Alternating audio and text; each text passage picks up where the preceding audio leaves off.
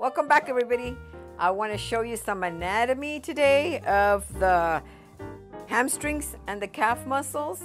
So we drew them on for you, which Mike did an excellent job. We're going to start with the biceps femoris or biceps femoris. It originates right here at the ischium, which is your sits bone. So you can really feel it right here on your clients. And a lot of times this causes back pain. When the biceps femoris is tight, it pulls down on the back. So you want to find the origin right here at the ischium. It comes down, and the short hair of the bicep originates in the linea aspera of the femur, and it inserts on the tibial side. And remember, the tibial bone does not bear any weight. The second muscle of the hamstrings is the semitendinosus, will be the pink one, and this one inserts at the pes anserinus, which means pes anserinus is three muscles are attached right there.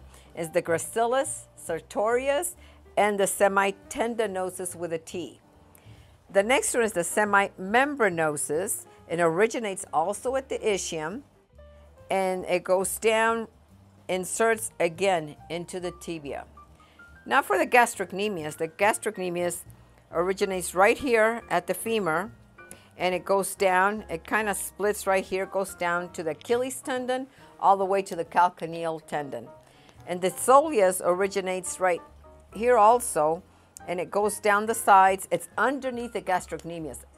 Soleus means flat fish. So it looks like a flat fish underneath the gastrocnemius, and this is the pink one. We drew just the edges, and it also inserts at the calcaneal tendon. Okay, so now I'm going to show you some techniques right here. You usually start with your effleurage to warm up the muscles. You do a few, I like to do three sets of each. 3 sets of effleurage and a couple of petrissage, warm up the muscles really good. And then you can start with some figure eights. This really gets the biceps femoris here. You can even do one at a time with your knuckles. You can scrape down. You know, this is a really good one to get cross fiber. You can come across also the adductors and the edge of the semimembranosus and the semitendinosus. And for the gastrocnemius, I like to separate it too. Go up, skip the popliteal, and continue on. To get to the soleus, you put your thumbs on both sides of the gastrocnemius and just go all the way up. So you're kind of like squeezing, like if you're squeezing a pimple, your thumbs are pushing towards each other. And this really gets the soleus.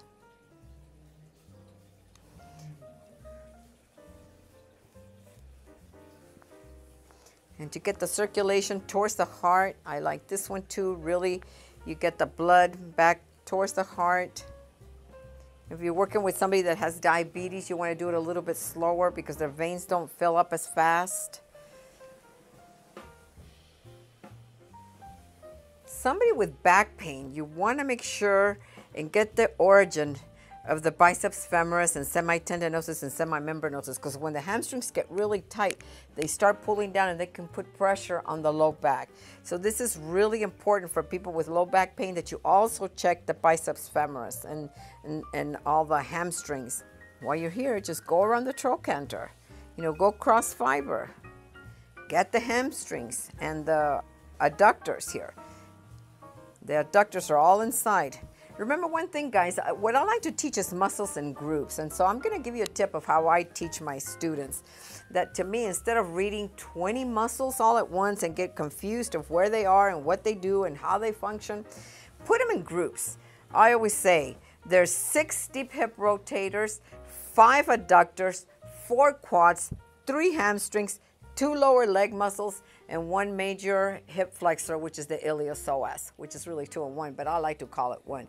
Or you can go 1, 2, 3, 4, 5, 6, or 6, 5, 4, 3, 2, 1, whichever one you like better. But remember, 6 deep hip rotators, 5 adductors, 4 quads, 3 hamstrings, 2 lower leg muscles, and then 1 major hip flexors. So let me explain to you a little bit the difference between a strain and a sprain. The strain with a T the T has to do with a tendon. So strain, tendon, sprain, ligament. Ligaments attach bone to bone, strains attach the muscle to the bone. So if you have a type 1 strain, that means that it's not too bad. You can do some work on it, use your RICE acronym, rest, ice, compress, and elevate. If it's a type 3, that means that the muscle tore completely off the bone and you don't want to do too much work on that. You might want to wait 72 hours, especially if it turned purple. That means that there was a really bad tear. So you want to make sure that they've gone to the doctor and that you've waited long enough for it to start, that you're not going to do any more damage.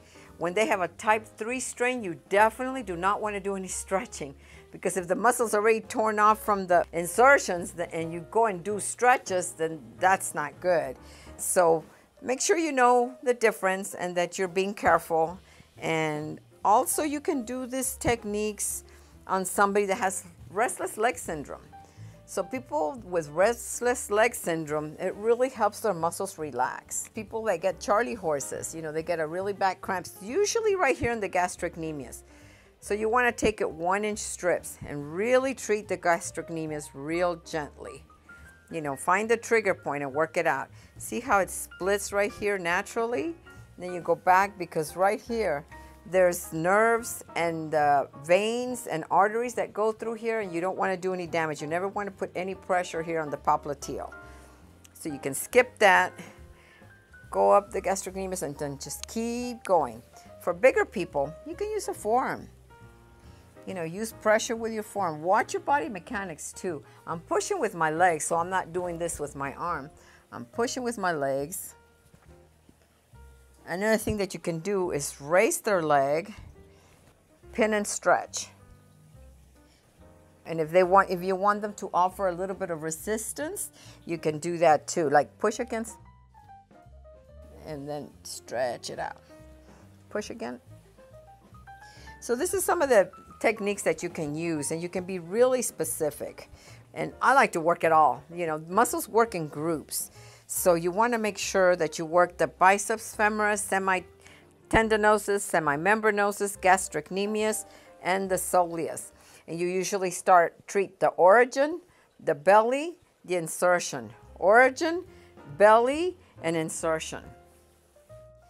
You can do many strokes here, and I like doing this one because this really gets the blood flow back up towards the heart.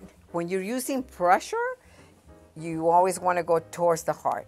You can come down a little bit if you're not using pressure, but when you're applying pressure, remember, in the limbs, it's always towards the heart. You can do cross fiber, you can do knuckles.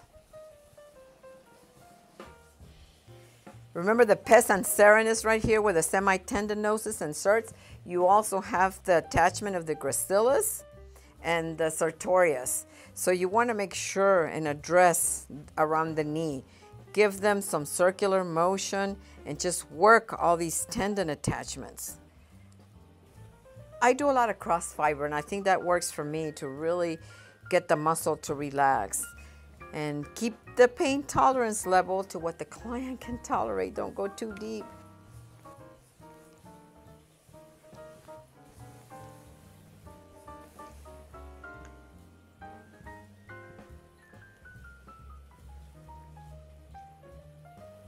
And don't forget to learn your muscles in groups. Remember the 1, 2, 3, 4, 5, 6. 1 hip flexor, the iliopsoas, 2 lower leg, 3 hamstrings, 4 quads, 5 adductors, and 6 deep hip rotators. Okay guys, don't forget to subscribe and hit the notifications button. Check me out on Instagram for A&P reviews, and go to my store if you want any tools or lotions and potions. Until the next time, create a good day.